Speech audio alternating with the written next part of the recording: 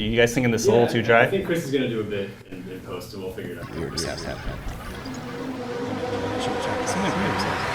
Hey, Danny Kelly, there's no brakes when you're pushing a boulder up the craggy steps of Hades. Roll Tide on the river Styx. These guys will probably be dog shit again.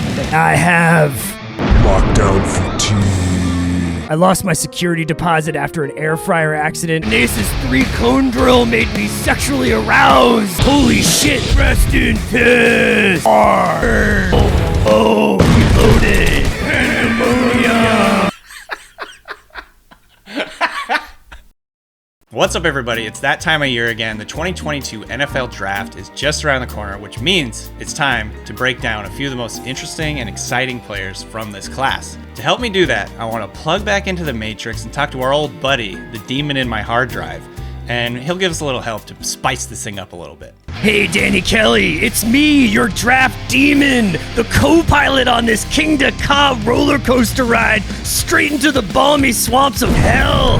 But this time, I'm not on your hard drive. I've recovered from my 2021 chronic pandemic syndrome and rediscovered my mojo in the blockchain. You can't hack me because I'm made of blocks of evil, all 22 tape. Where we're going, we don't need hard drives. It's the 2022 Crypto Metal Draft Web3 edition. By the way, this is kind of off topic, but I've been really trying to get into like NFTs and crypto over the last few months, and I just don't really understand anything about it. Could you kind of break it down for me, just the general gist of it all? Yeah, totally. I'm something of an expert on the matter. The thing about it is it's decentralized. Most currency that you understand with your pea brain, Danny Kelly, that's centralized, gold standard, backed by governments. The cryptocurrency, it's out in the ether, the Ethereum, and it's just not even part of what you're thinking about when you think it's bad. So it's decentralized, it's on the blockchain. Do you understand what I'm saying, brother? Not entirely, but maybe we should just get into the draft. Whatever you say, Danny Kelly, I may have no time for traditional currency, but I always have time for tape. Kenny Pickett, quarterback from Pitt. Hate to say it, I know it's a cliche, but this guy plays with a ton of moxie. He had a really good super senior season, 42 touchdowns and 7 picks.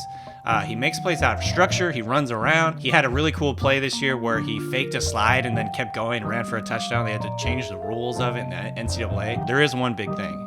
One small thing, he has small hands, 8.5 inches across, which would be the smallest for any quarterback in the NFL right now and among the smallest in NFL history. You don't need big hands to get big yields. This tiny pawed panther prowls through his progressions and pounces on sleepy DBs who underestimate his manhood.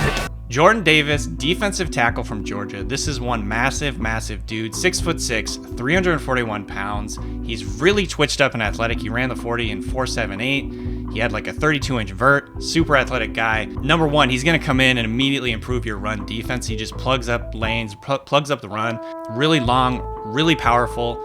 However, the big thing with him and why he could be a top 10 pick is because he has this untapped pass rush upside. I think he's really fast, he's really sudden, really powerful. If they can develop that pass rushing upside, he could be a superstar in the NFL. This is the Satoshi Nakamoto of swallowing running backs fucking whole. I hope no offensive linemen were planning on getting tan this season because Jordan Davis is here to block out the entire sun and turn the UV rays it emits into pure sack energy. Aidan Hutchinson, pass rusher from Michigan. Love this guy. Probably going to be the top overall pick. Extremely athletic. Really explosive first step. Plays with his hair on fire. He set a school record for Michigan last year with 14 sacks. He can do it all. He's a good run defender. He basically is a plug-and-play guy that you can put on your defense. He's going to up the intensity from day one. I know that I usually trumpet the glory of Beelzebub and evangelize the Antichrist, but let me just say, this guy is a culture changer! Yeah, he's a Wolverine, and he's rabid about work ethic! Holy shit. KAYVON THIBODEAUX, pass rusher from Oregon. This guy is extremely talented. He's the former top overall prospect in the country when he went into Oregon. He has an explosive first step, which he can base his entire rush around. I think that gives him a lot of upside in the NFL. He's also a very good run defender, powerful hands, he can bull rush. He can basically do it all. He just needs to tap into that pass rush upside to become an elite player, and I think he can. This guy is what we call a fucking disruptor. Like he is going to disrupt your shoulder from its socket. Yeah, he has some off-the-field interests. For instance, he's got his own cryptocurrency, enjoys chess, and he's a fucking mortician, and quarterbacks are his primary subject. Get on the slab, Garoppolo! Just have a picture of Garoppolo and then have a fucking tombstone hit him. TREYLON BURKS, receiver from Arkansas, one of my favorite players in this entire draft. Big, strong, fast, physical. He's very versatile. He can line up all over the formation. He's kind of like a stylistic comp between A.J. Brown and Deebo Samuel. He can do a little bit of everything. Runs away from SEC corners, very fast. This guy grew up hunting feral hogs in Arkansas and killed them with a knife. I have no notes! Evan Neal, tackle out of Alabama. Massive, massive human being, 6'6", 337 pounds, very athletic. He was doing like 48-inch box jumps earlier this year. He's also very versatile. He lined up at left guard, right tackle, left tackle.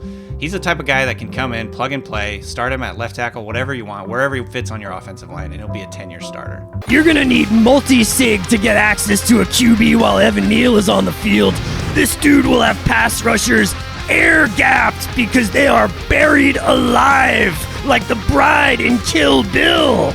George KARLAFTIS, pass rusher out of Purdue. This guy, first of all, is a really, really good athlete. He won 2 state titles as a shot putter in high school. He was on the U16 water polo national team for Greece as a 13-year-old.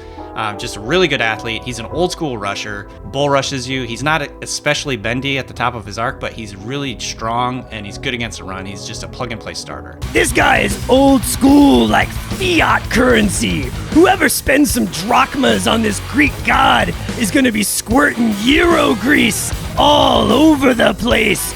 Yum! All right, Kyle Hamilton, a safety out of Notre Dame. This guy's calling card is he's super, super versatile. He can line up in the back end, he can line up in the slot, he can line up in the box, he can do pretty much everything for your defense. He's good against the run. He can run in coverage with tight ends, running backs, all that stuff. He's very rangy.